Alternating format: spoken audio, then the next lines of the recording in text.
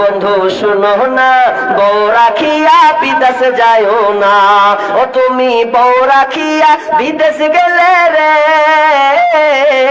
ও তুমি বউ রাখিয়া বিদেশ গেলে রে, হকার জায়গা মিলবে তোমার জায়গা মিলবে না, মিলবে না। বউ রাখিয়া বিদেশ যাইও না। ও বন্ধু শোনো না, বউ রাখিয়া বিদেশ যাইও না। ও তুমি বউ রাখিয়া বিদেশ গেলে রে, ও তুমি বউ রাখিয়া বিদেশ গেলে রে, বেশি দিন আর থাইকো না, থাইকো না। বউ রাখিয়া বিদেশ যাইও না। কিন্তু পাগলা বুঝে না। বেশিরভাগ আমার গবেষণা অনুযায়ী দেখেছি, প্রায় বউ পালিয়েছে স্বামী দায়ী, স্বামীর কারণে। ঠিক না ভুল বললাম বলেন আপনারাই? জোরে বলেন না যে ঠিক না বলছি? তাও তো একটু সাহস পাবো যে এদিকে লোক আমার সাপোর্ট করলে। তো যাক, কি বললাম, অশ্লীলতা যখন বেড়ে যাবে, রোগ এমন করে আল্লাহ দিবেন, সেই রোগ কোনো ডাক্তার বলতে পারবে না যে হাই হাই হাই কি করোনা হলো না, হয়েছে না হয়নি। এই করোনা একটা ইতিহাস থাকবে। লাতি, আমরা এখন বয়স 27, তো বুড়িয়ে যাব। পোতা লাতি রেখে বলবো, জানিস 2023-এর হাল, 19 নয় 19-20 দুটা তো হাল।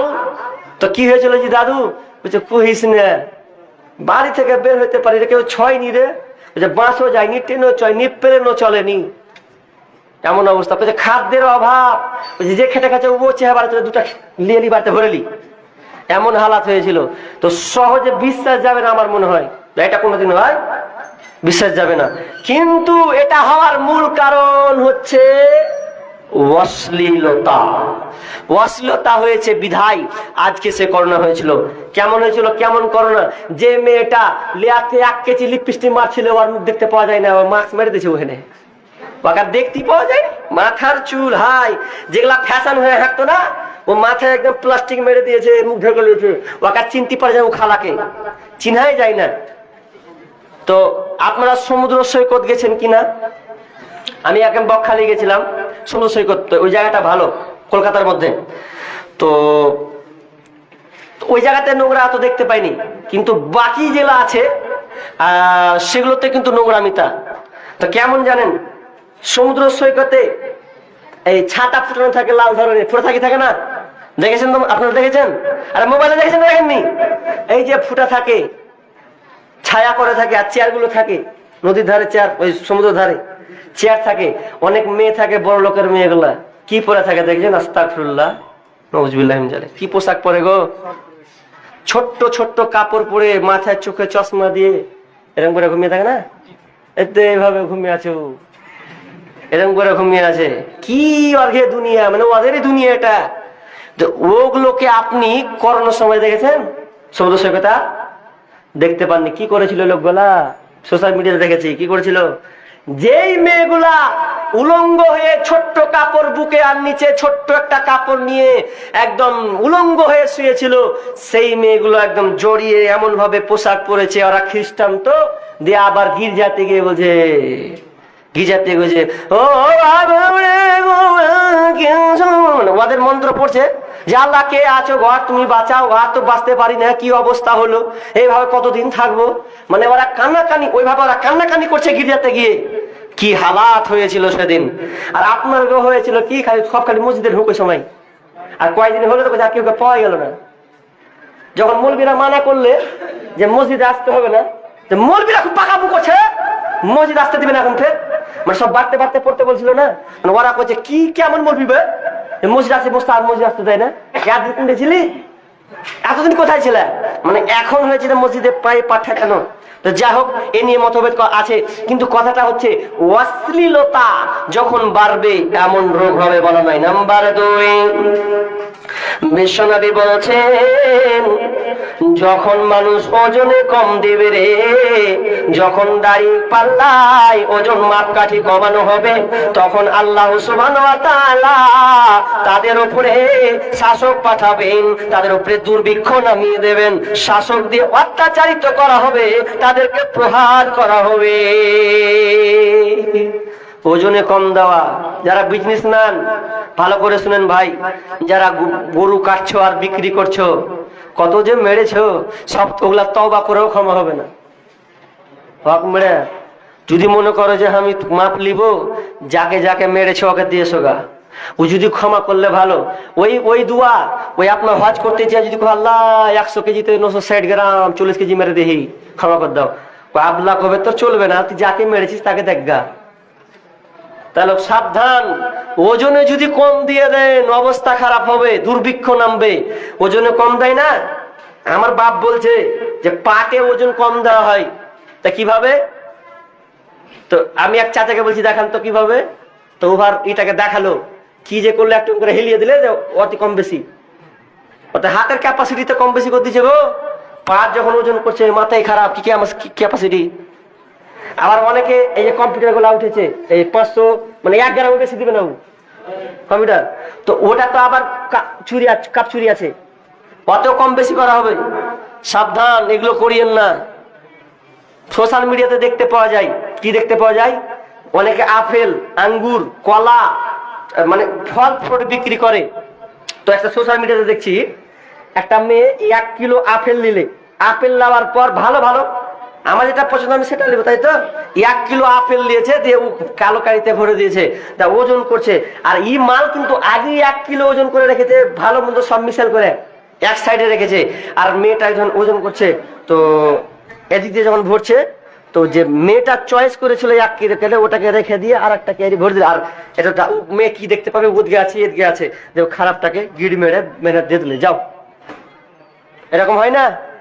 সোশ্যাল মিডিয়াতে দেখেছেন? এটা হয়। তাহলে ওজন সাবধান হয়ে যান। ওই জন্য বিশ্বনবী বলছেন, যখন সমাজে, যখন এলাকাতে, যখন গ্রামে, যখন তোমরা দেখতে পাবে ওজনে কম বেশি হয়ে গেছে, ওজন বলতে আপনার কিনা থার্মোমিটার হোক, ওজন বলতে আপনার কিনা লিটার হোক, যত রকমের ওজন আছে, এক কথায় যদি ঠকানো হয়, তাহলে সমাজে দেখতে পাওয়া যাবে দুর্ভিক্ষ নামতে। নাম্বার 3 নাম্বার বিশ্বনবী বলছেন, যখন গ্রামের লোক যাকাত আদায় করবে না, যাকাত দেবে না, তখন আল্লাহ তাআলা আসমান থেকে বৃষ্টি বর্ষণ করে দিবেন, ফসলগুলোকে পুড়িয়ে ছারখার করে দেবেন। সেদিন আপনি কেঁদেও কোনো রাস্তা হবে না। কত যে মানুষ ত্রাহি ত্রাহি করলো। 2-3 বছর আগে মুর্শিদাবাদে মানুষ পানি পানি নিয়ে ত্রাহি ত্রাহি করেছে, পাটকে পাট পুড়ে ছারখার হয়ে গেছে, কালো বর্ণের হয়ে গেছে, পাটগুলোকে কেউ পায়নি। এমনকি যার পাট হয়েছিল পানি হয়নি, জাগ দিবে কোথা থেকে? জাগ দেওয়ার কোনো কায়দা নাই। অনেকে বলছে স্যালো মেশিন চালাবো যে জাগ দিব। যত তুই স্যালো মানে জাগ দিবি, তোর পটল আগে তুলে দিবে, ক টাকা লাভ করবি আর ক টাকা তুই রাখবি, কোনো পন্থা নাই। তাহলে আসমান পানি বন্ধ হওয়া 3 নাম্বার কারণ, যে আল্লাহ সুবহানাহু ওয়া তাআলা যাকাত যখন দিবে না মানুষ, তখন আসমান থেকে আল্লাহ পানিকে বন্ধ করে দিবেন। শুধু তাই নয়, যদি পৃথিবীতে পশু পক্ষী না থাকতো, পাখি যদি না থাকতো, তাহলে আমরা পানি চোখে বৃষ্টি দেখতে পেতাম না। তাহলে যাকাত উসরটা বের করে দেন। 3 নাম্বার গেল। 4 নাম্বার আমি অন্যদিকে কাটবো, প্রায় বাঁচতে এলো। 4 নাম্বার কি, যে 4 নম্বরটা হচ্ছে যারা এবং আল্লাহ এবং রাসূলের প্রতিশ্রুতিকে ভেঙে দিবে, মানবে না, ভাঙবে না, মানবে না, তখন আল্লাহ সুবহানাহু ওয়া তাআলা তাদের উপরে শাসক চাপিয়ে দিবেন, এমন শাসক যে তাদের জমিনগুলোকে আত্মসাৎ করে নেবে আস্তে আস্তে। এটা হচ্ছে কি হয় না?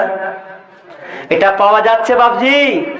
ওই এটা কোনটা জায়গার নাম বললে, পরশু দিন খবর দেখছিলাম, তো ওই জায়গাতে যার জমি সে চাষ করতে পায় না।